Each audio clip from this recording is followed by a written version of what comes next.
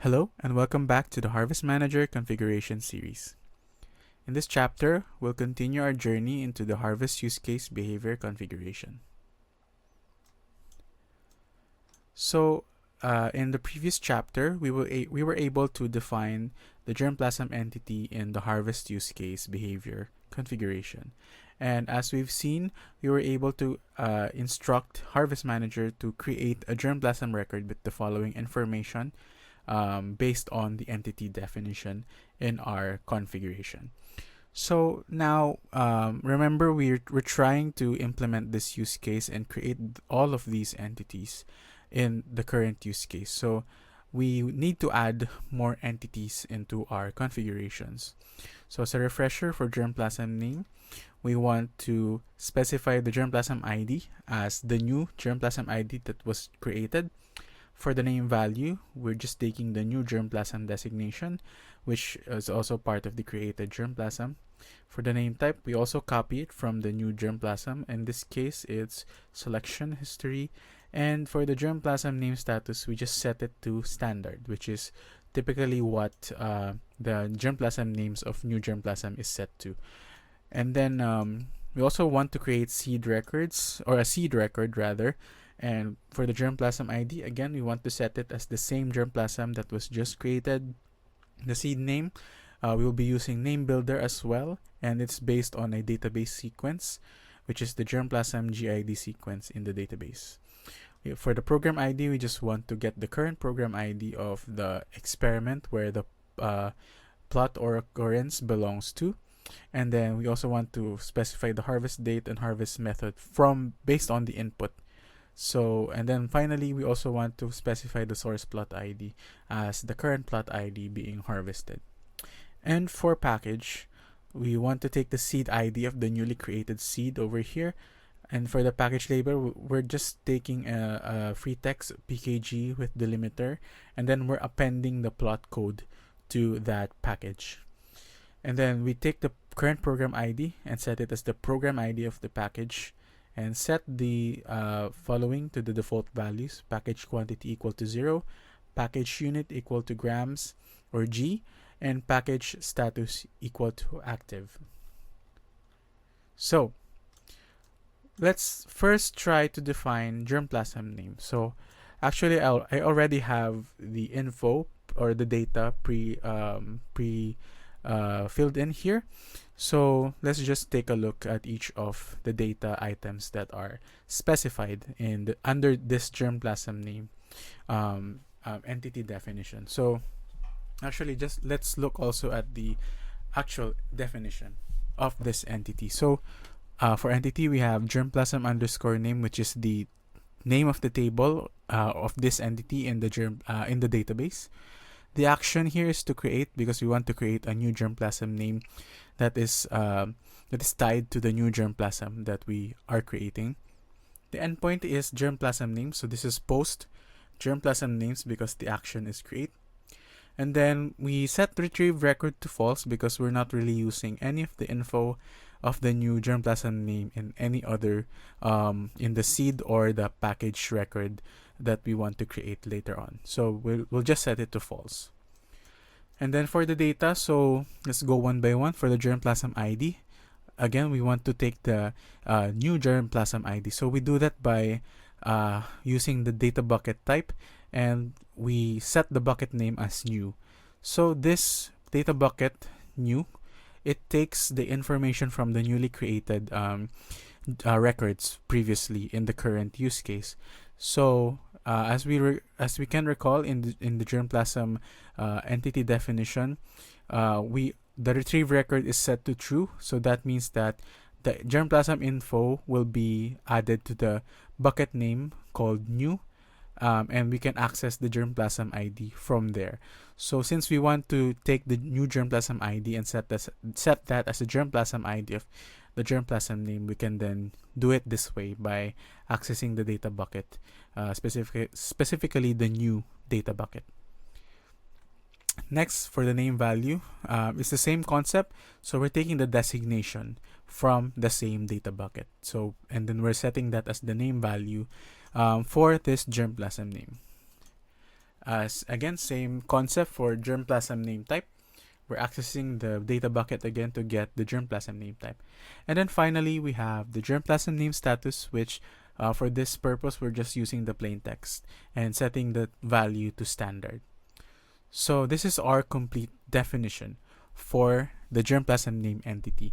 And we can add this to the harvest use case definition that we already have in our harvest use case behavior configuration. So later on, we'll collect all of these and combine them in a single configuration item. So we have the germplasm name fixed now, and let's go next to the seed entity. So again, I already have it filled in here, so let's just take a look at that. For germplasm ID, it's going to take the new germplasm ID, which is again from the data bucket. Seed name, we will be doing or invoking name builder again, which means that we also need to define a nomenclature config for seed. So let's take a look at this example. So let's take a look at the data first, but here it says that we want to set the seed name as the next value in this given sequence in the database. So we have germplasm ID GID sequence. So one of the types that we can use in the nomenclature configs for pattern items is the DB sequence type. And this type requires the sequence schema and sequence name to be provided. So in this case, the sequence that we want is under the germplasm schema. So we have this germplasm as the sequence schema, and we have GID sec as the sequence name. So what this does is it will invoke this sequence in the database, and whatever the value is will be set as the in this case the only segment in this name pattern. So whatever is the next value in the sequence will be the seed name for this use case. So we should also update this in the database so that the name builder for seed name will not fail. Alright, so next we have the program ID, which is just the current program ID. So to do that, we'll just look at the data bucket and use the planted bucket to get the current program ID of the experiment where the plot or the occurrence belongs to. For the harvest date and harvest method, same concept. So whatever is the harvest, any harvest data that we input will also be available in the planted bucket. So we're just taking that from that bucket as well. So we have the harvest date and the harvest method here. And then finally, we have source plot ID, which is we just want to take the current plot ID and set that as the value. So again, we're using the data bucket for planted and taking the plot DB ID and setting that as the source plot DB ID for this seed entity that we want to create.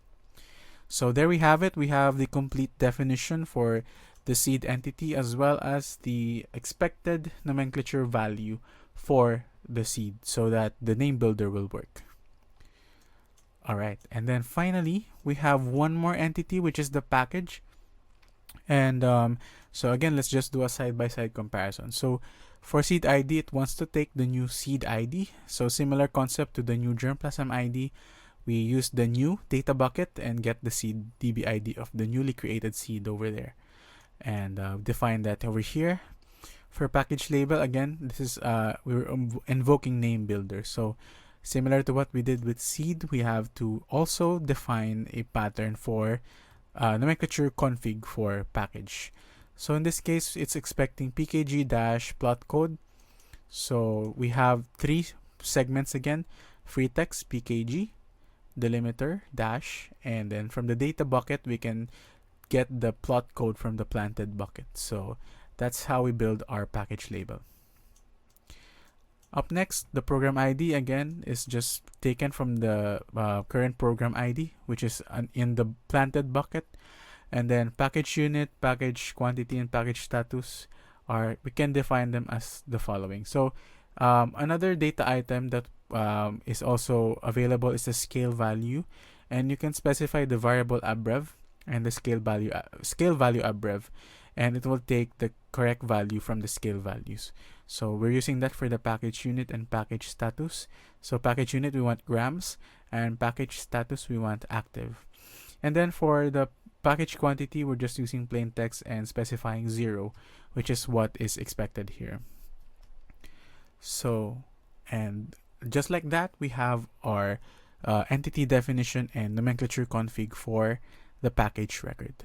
So now we can all combine this in one configuration. So I actually have it here.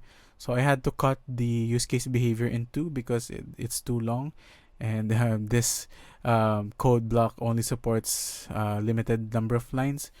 But what I'm going to do now is I'm going to update the germplasm or the use case behavior config to this complete configuration here. And then I'm going to do the same for the seed nomenclature config and the package nomenclature config. And then we'll go back to our example and retry the harvest, and let's see what's going to happen after we update the configurations. So let me update the configurations first. So this is for the use case configuration. I'm going to replace again this one and just add the new configuration. So again, it's in two parts, so it's a bit too long, so I'm just going to append that here. Alright, so now I'm expecting that this will work, and yep, that worked. And now we'll also update our seed nomenclature config with the following. Let me go back to pgadmin and then go to seed. Okay, here we have the nomenclature config seed, and I'm just going to update it with this value. And then in the same manner, I'm going to do the same thing for the package. So I'll just copy this, and then I'll go to our query here, and I'll just update everything in one go. So again, we have the updated nomenclature configs and use case configurations. So with that, we can go back to our sample over here. So I've gone and deleted the previous germplasm we created, and I've also reverted the harvest status of this plot to ready or for creation.